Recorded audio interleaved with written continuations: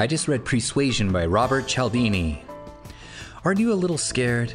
I'm a little scared of these books. It's almost like it's too much power. I almost don't want to know. Because psycholinguists say now that the main function of language is not to express or describe, but to influence. And that's what persuasion is.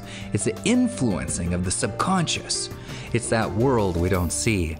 And that's why we were so afraid of Trump talking with Putin, because Putin is trained in the realm, the dark arts, by the KGB. And when you and I talk, we're not usually trying to influence somebody consciously, are we?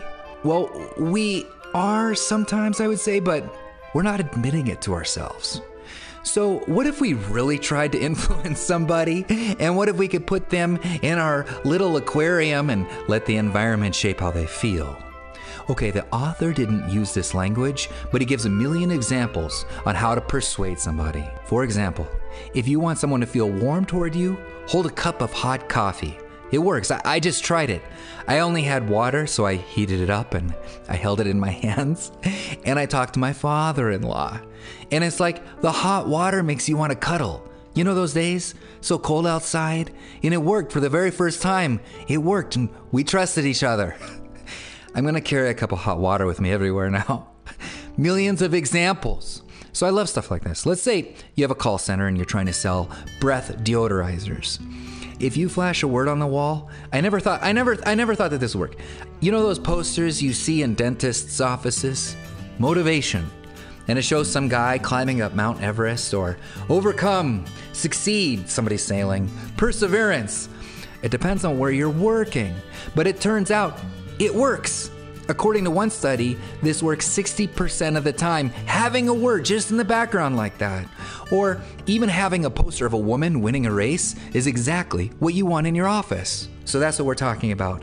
We're talking about creating subconscious triggers or cues to help drive the sale, and these things add up. So the author is a university professor on the side.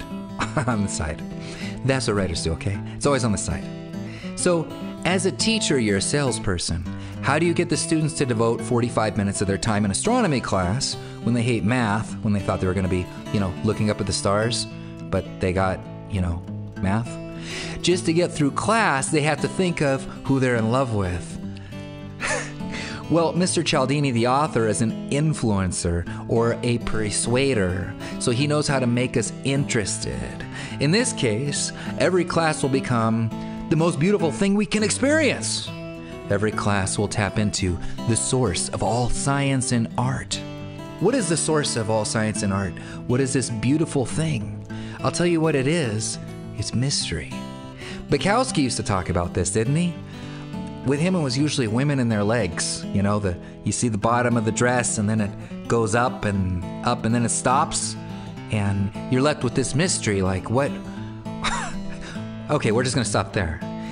But that just kind of drives the man's mind crazy, and women know this. So the mysterious is always more interesting, isn't it? So apply this mystery, because the mind craves closure.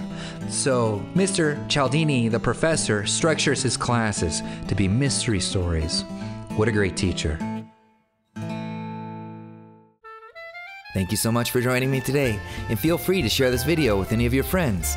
This book is so interesting.